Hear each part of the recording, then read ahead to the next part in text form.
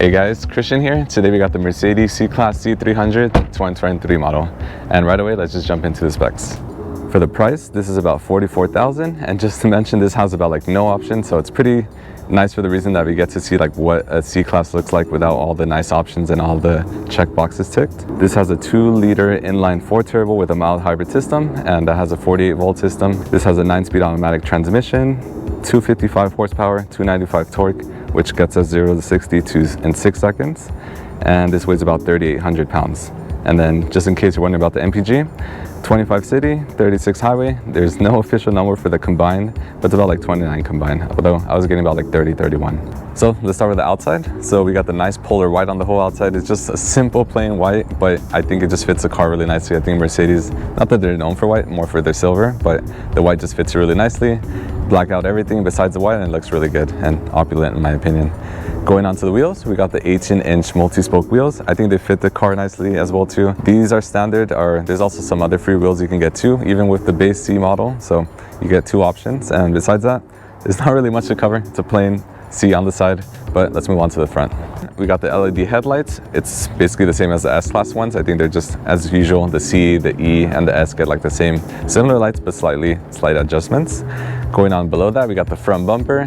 This is the non-AMG front bumper, so if you're wondering how it looks like plain, it still looks really good. I think the AMG looks a little bit better, but you can't go wrong with this.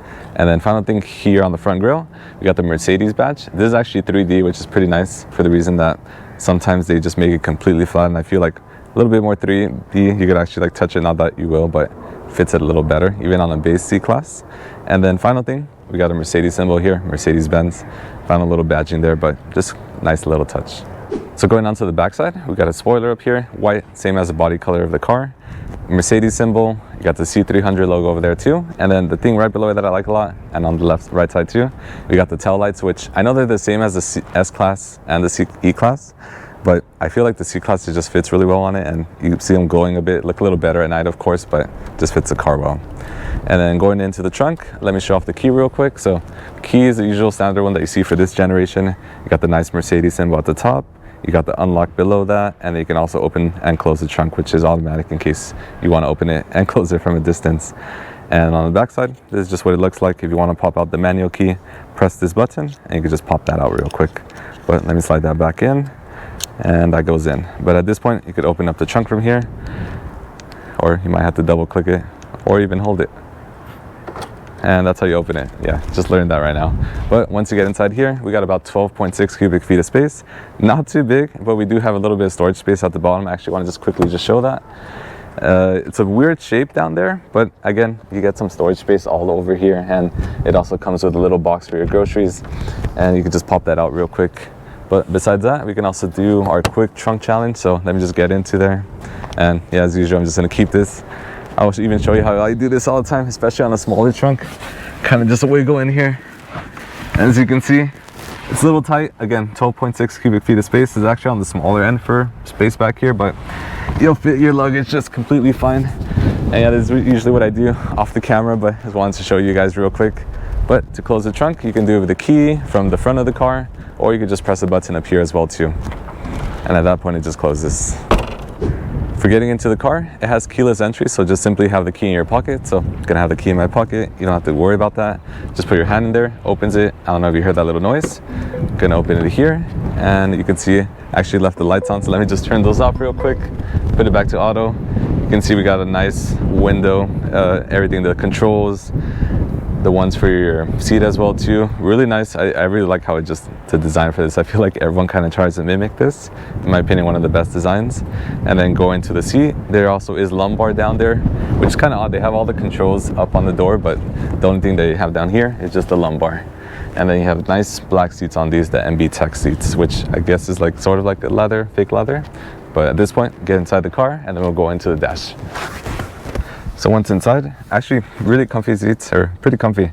I know the S-Class, again, I shouldn't be comparing a completely different price range, but I like these seats a lot. So right away, you just notice a big screen here on your right, the 12.3 inch, and it shows Mercedes-Benz right now. The car's off, I could turn it on. You have another 12.3 inch, and this one's actually the 11.9 inch. You got the vents all around you, nice wheel, big Mercedes logo in the center.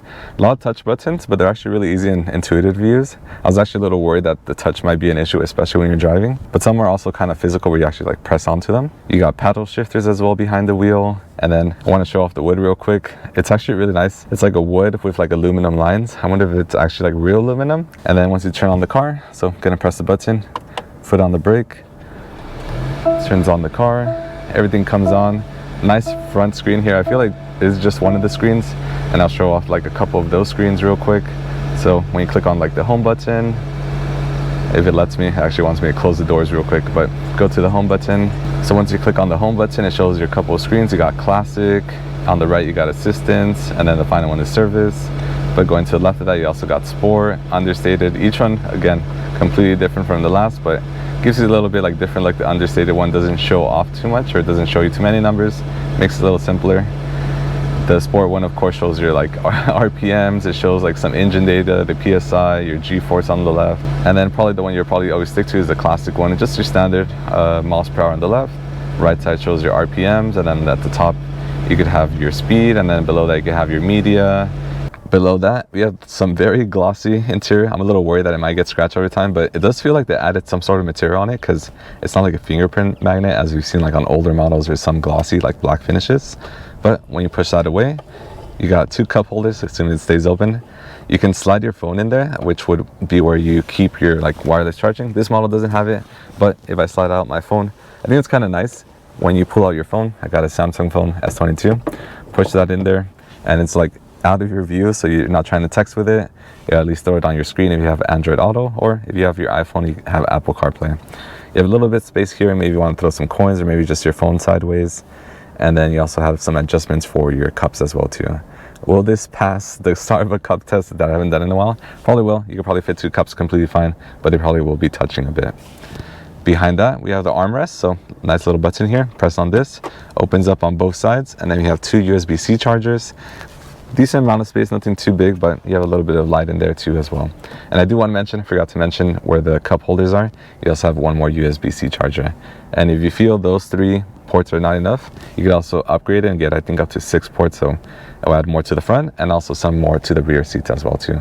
But at this point, I wanted to switch onto the back side, so I'm gonna roll back there. So going on to the back seat, so this is already in my driver's side position, so just gonna step in real quick. Pretty easy, good space. My knee room, I will say I usually keep my seats kind of far back, so my knee room is not too bad.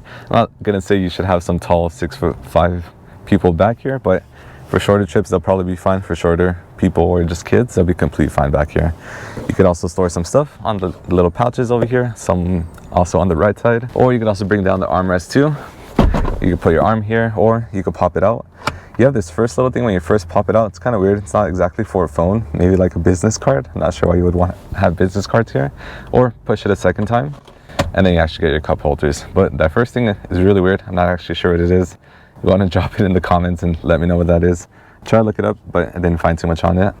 But push that back in, bring this back up, and then you also have some AC vents here. And it's kind of funny. It looks to me like a face, kind of like the Pikachu face. You have a little bit of storage right here, and then below that you have like a final one in case you need that too. Though they're kind of small, not sure what you would add besides coins.